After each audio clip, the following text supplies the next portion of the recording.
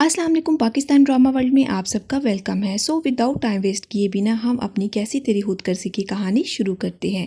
कहानी शुरू होती है अकरम से, जिसकी दो बेटियां हैं। एक का नाम है महक और दूसरी का नाम है निदा। दोनों बेटियां अपनी बाप की 50वीं सालगिरह का सरप्राइज देती हैं। अकरम की बड़ी बेटी महक को बहुत ही इनोसेंट दिखाया गया है। वो उसी यूनिवर्सिटी में पढ़ती है जहाँ पे बाप पढ़ाता है। यह है रेहान, अकरम का छोटा भाई, और इसका एक बेटा भी है जिसकी मंगनी महक के साथ हो चुकी है।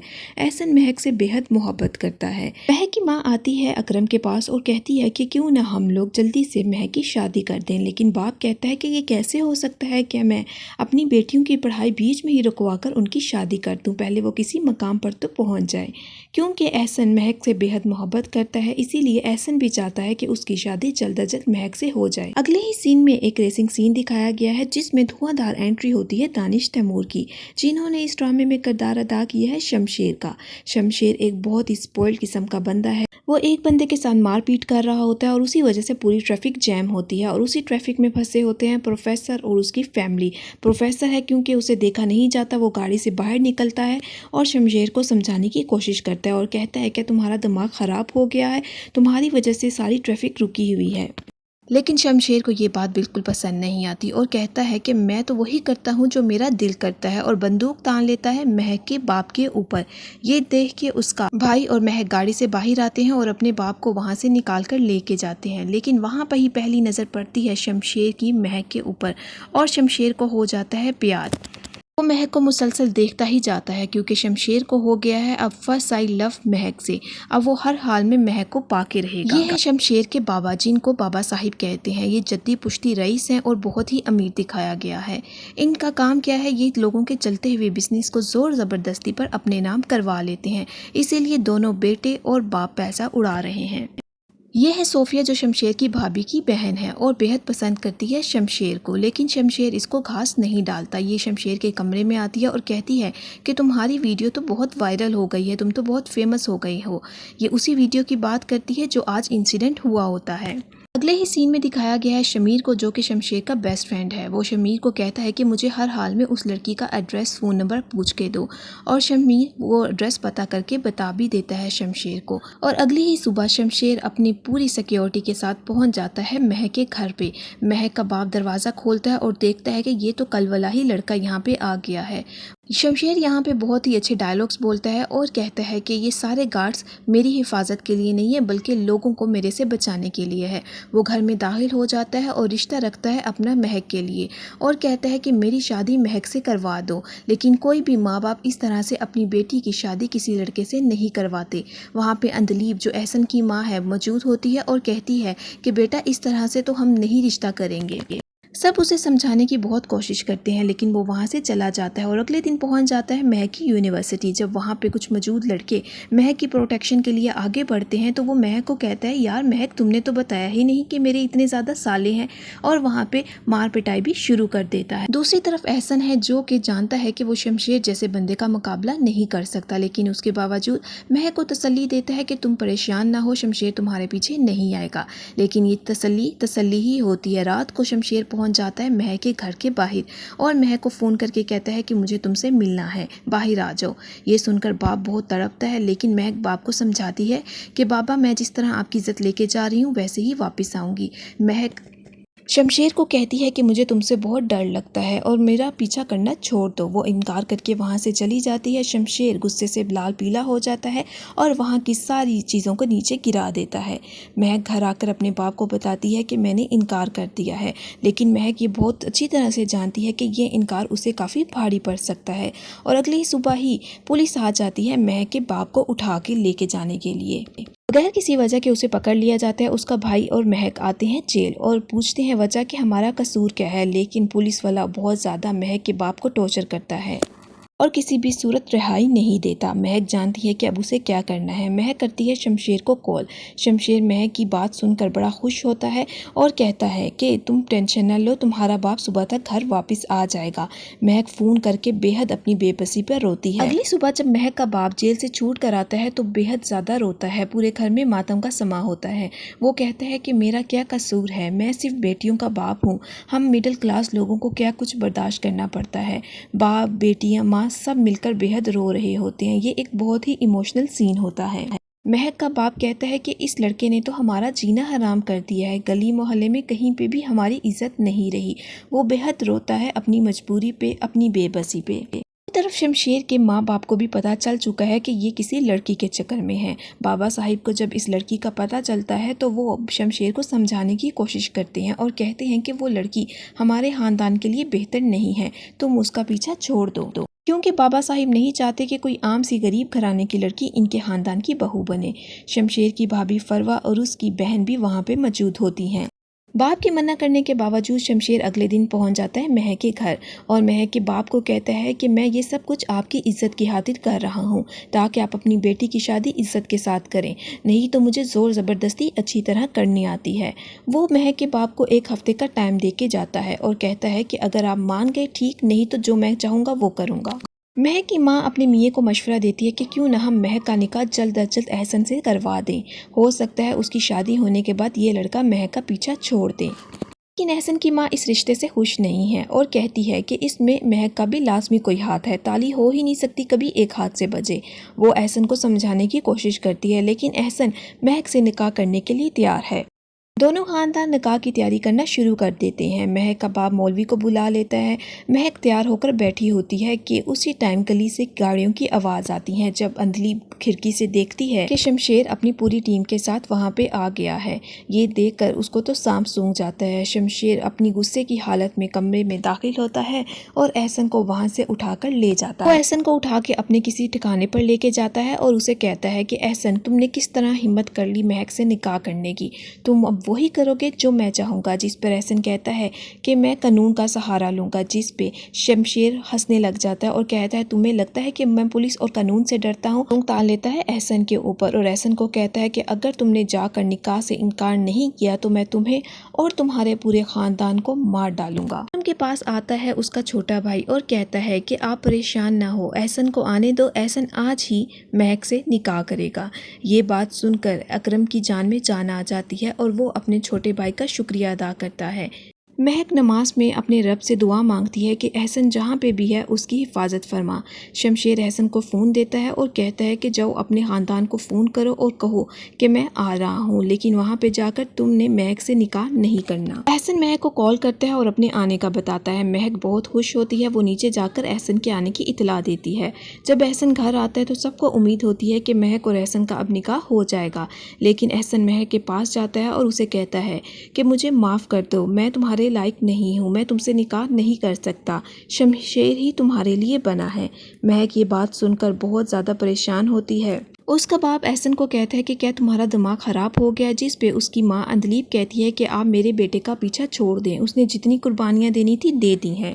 شمشیر کو آتا ہے مہک کا فون اور کہتا ہے کہ میں شادی کرنا چاہتا ہوں تم سے اور تم سے بے حد محبت کرتا ہوں، میں اتنی شرافت سے کبھی کچھ نہیں مانگا جتنا میں تم سے تم کو مانگ رہا ہوں۔ بابا صاحب ایک دفعہ پھر شمشیر کو سمجھانے کی کوشش کرتے ہیں اور کہتے ہیں کہ تم جس راستے پر چل رہے ہو نا وہ پورے خاندان کے لیے ٹھیک نہیں ہے، جس پر شمشیر آگے سے جواب دیتا ہے کہ اگر میں غلط ہوں تو مجھے غلط ہی رہنے دے، مجھے ٹھیک کرنے کی بالکل بھی ضرورت نہیں ہے۔ شمشیر کی بھابھی فروا اور اس کی ماں پہنچ جاتی ہے مہک کے گھر اور مہک کے گھر والوں کو دیتی ہے ایک چیک اور ان کو کہتی ہے کہ آپ اس چیک کو اپنی اوقات کے مطابق بھر لیں، آپ لوگ اپنی بیٹیوں کا استعمال کرتے ہیں پیسہ وصول کرنے کے لیے۔ مہک یہ ساری باتیں سن رہی ہوتی ہے، غصے میں باہر آتی ہے اور پانی کا گلاس اٹھا کر شمشیر کی بھابھی فروا پر پھینک دیتی ہے۔ مہک اسی کا دیا ہوا چیک اسی کے سامنے پھاڑ کر اس کی انسلٹ کر کے وہاں سے اسے نکال دیتی ہے۔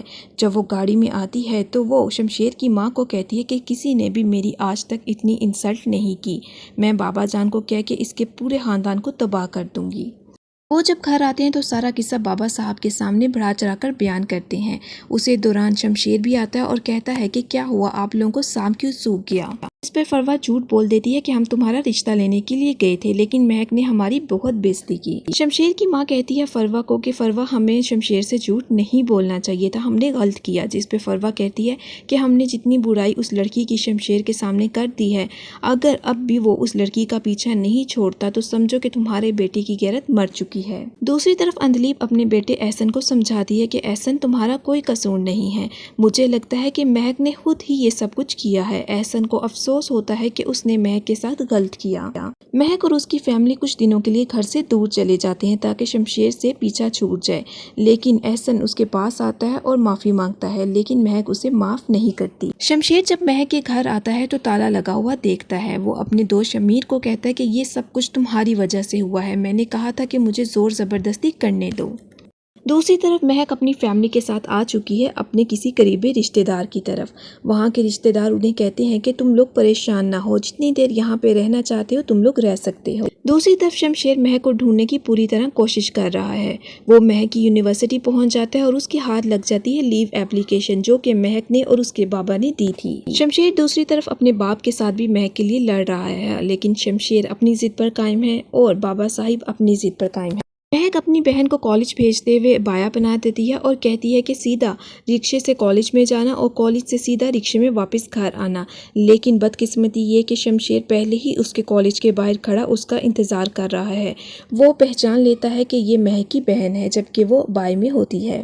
مہک کی بہن بھی شمشیر کو دیکھ لیتی ہے اور کالج آ کے اندر کرتی ہے مہک کو فون اور کہتی ہے کہ شمشیر یہاں پہ پہنچ گیا ہے، آپ بابا کو مجھے لینے کے لیے بھیجیں، لیکن مہک کہتی ہے کہ اس طرح اور کام خراب ہو جائے گا، جب چھٹی ہو تو تم سیدھا رکشے میں آ کر گھر آ جانا۔ وہ خیریت کے ساتھ گھر واپس آ جاتی ہے۔ اس کے گھر آنے کے بعد مہک کہتی ہے کہ ہم کب تک شمشیر سے بھاگتے رہیں گے، ایک نہ ایک دن تو ندا نظروں میں آ ہی جائے گی۔ اسی دوران ڈور بیل بجتی ہے، مہک جاتی ہے تو دیکھتی ہے کہ شمشیر تو پہلے ہی اس کے گھر پہنچ چکا ہے۔ وہ مہک کو کھینچ کر اندر لے کے جاتا ہے، بندوق میز پر رکھتا ہے اور اس کے باپ کو کہتا ہے کہ میں یہ سب کچھ آپ کی عزت کی خاطر کر رہا تھا۔ وہ مہک کو کہتا ہے کہ اب اپنے آپ کو کوئی نقصان پہنچانے کی یا کہیں پہ بھاگنے کی کوشش بھی مت کرنا۔ وہ اس کے گھر والوں کو وارننگ دے کر جاتا ہے اور کہتا ہے کہ آپ مہک کی شادی میرے ساتھ کروا دیں، نہیں تو سب مارے جائیں گے۔ وہ مہک کو کہتا ہے کہ سب کو بچا لو۔ دوسری طرف وہ جن کے گھر آئے ہوتے ہیں وہ اس بات کا ذکر کرتے ہیں کہ اب شمشیر کو تو ان کا یہاں آنے کا پتہ چل ہی چکا ہے، اس سے پہلے ہمارے گلے کوئی مصیبت پڑے ان کو یہاں سے چلے جانا چاہیے۔ اکرم یہ ساری باتیں سن لیتا ہے۔ شمشیر اپنے ماں باپ کے پاس آتا ہے اور بتاتا ہے کہ میں پرسوں کا نکاح کرنے جا رہا ہوں۔ بابا صاحب یہ بات سن کر غصے سے لال ہو جاتے ہیں اور کہتے ہیں کہ شمشیر تمہارا دماغ خراب ہے، اگر تم نے اس لڑکی سے نکاح کیا تو میں تمہیں جائیداد سے باہر نکال دوں گا اور اپنے ساتھ تمہارے سارے رشتے بھی ختم کر دوں گا۔ جس پہ شمشیر کہتا ہے کہ مجھے اس چیز کا کوئی فرق نہیں پڑتا، مجھے تو یہ نقصان بھی نفع لگ رہا ہے۔ دوسری طرف جب شمشیر کی بھابھی فروا کو پتہ چلتا ہے کہ مہک کے ساتھ اس کا نکاح ہو رہا ہے تو وہ اپنے میاں کو دھمکی دیتی ہے کہ میں گھر چھوڑ کر جا رہی ہوں، جس پہ تارا کہتا ہے کہ انتظار کرو، مجھے ایک دفعہ اس سے بات تو کر لینے دو۔ مہک اپنے بابا کے پاس آتی ہے اور کہتی ہے کہ سب کے مرنے سے بہتر ہے کہ میں اس سے شادی کر لوں۔ شمشیر کو آتا ہے مہک کا فون اور شادی کے لیے ہاں کر دیتی ہے۔ اس بات کا یقین شمشیر کو بھی نہیں آتا، وہ بے حد خوش ہوتا ہے اور کہتا ہے کہ مہک میں تم سے بے حد محبت کرتا ہوں۔ مہک کہتی ہے کہ میری ایک شرط ہے کہ میرے گھر والوں کو کوئی نقصان تم نہیں پہنچاؤ گے، جس پر شمشیر کہتا ہے کہ میں خود بھی کوئی نقصان نہیں پہنچاؤں گا اور نہ ہی کسی کو پہنچانے دوں گا۔ بابا صاحب گھر والوں کے سامنے فیصلہ سناتے ہیں کہ میں تمہاری شادی اسی لڑکی سے کروں گا جس سے تم کرنا چاہتے ہو۔ یہ بات سن کر شمشیر کی بھابھی وہاں سے چلی جاتی ہے، لیکن شمشیر بے حد خوش ہوتا ہے۔ شمشیر کی ماں بابا صاحب سے پوچھتی ہے کہ آپ نے اپنی پوری زندگی کی شخصیت اس فیصلے کے لیے کیسے بدلی، جس پہ بابا صاحب کہتے ہیں کہ اگر تم میرے سب فیصلوں کو سمجھنے لگ جاؤ تو اور کیا چاہیے۔ فروا کمرے میں آ کر اپنی ماں کو فون کرتی ہے اور شمشیر اور مہک کی شادی کا بتاتی ہے اور کہتی ہے کہ صوفیہ تو اسے بے حد پسند کرتی ہے، میں گھر واپس آ رہی ہوں، جس پہ تارا اسے کہتے ہیں کہ نہیں تم نہیں جاؤ گی۔ فروا بابا صاحب کے پاس آتی ہے اور کہتی ہے کہ آپ نے کہا تھا ہم جدی پشتی رئیس ہیں، تو پھر مہک اس گھر کی بہو کیسے بن سکتی ہے۔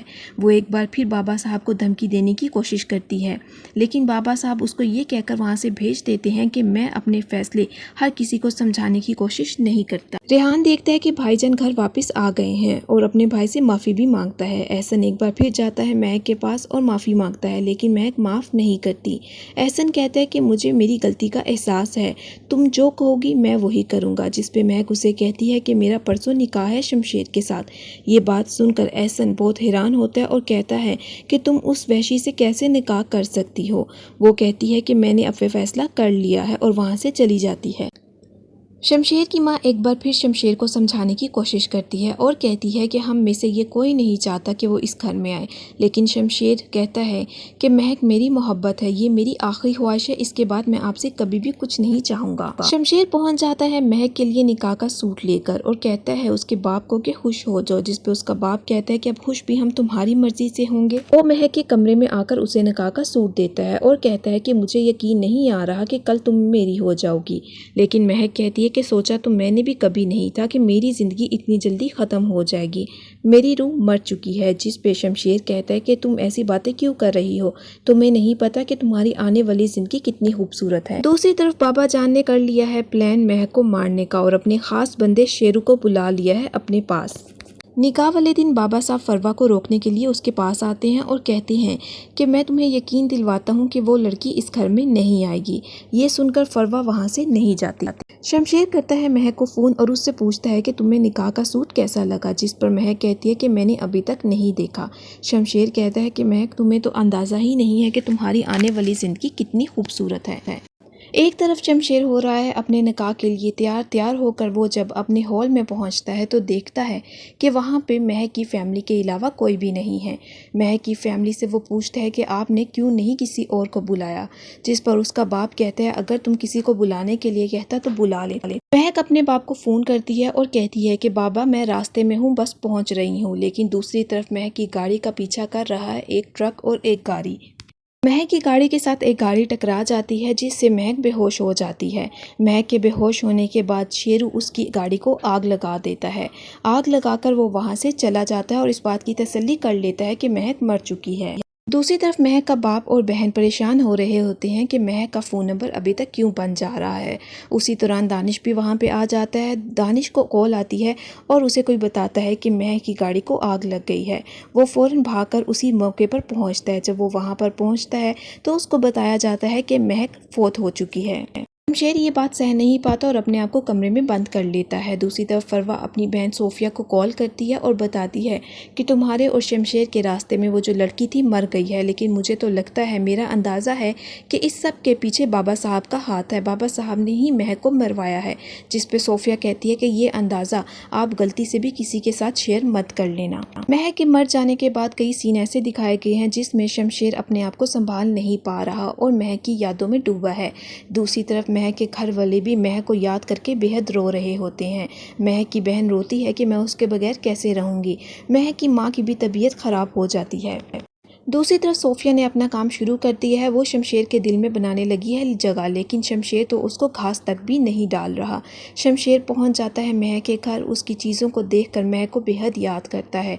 वो महक के कमरे में आकर उसकी चूड़ियों को पकड़कर अपने साथ लगा लेता है, लेकिन उसका बाप उसको वहाँ से निकाल देता है। अकरम को आती है रात के वक्त उसके भाई की कॉल, जो कि उसे कहता है कि भाईजान आप अभी कोई गाड़ी या रिक्शा लेकर मेरी भेजी हुई लोकेशन पर पहुँच जाए। वो उससे वजह पूछता है लेकिन वो नहीं बताता। अकरम फौरन गाड़ी लेकर उस जगह पर पहुंच जाता है। वो रेहान से पूछता रहता है कि मुझे तुम यहाँ पे क्यों लेके आए हो। जब यहाँ पे आके महक से मिलता है तो उसको देखकर परेशान हो जाता है कि महक मेरी बेटी तो जिंदा है। महक और बाबा दोनों बेहद गले मिलते हैं और रोते ही रहते हैं। महक का बाबा कहता है कि ये सब कैसे हुआ, जिस पर रेहान कहता है कि ये सारे सवालात पूछने का वक्त नहीं है, लेकिन महक को मारने की साजिश की गई। अकरम और रेहान इस बात का फैसला करते हैं कि महक को शमशेर से छुपा कर रखा जाए। वो अभी किसी को भी इस बात की खबर नहीं होने देते और महक को ट्रेन के थ्रू किसी दूर रिश्तेदार के घर भेज देते हैं। वहाँ पे रिश्तेदार महक को लेने के लिए आया होता है।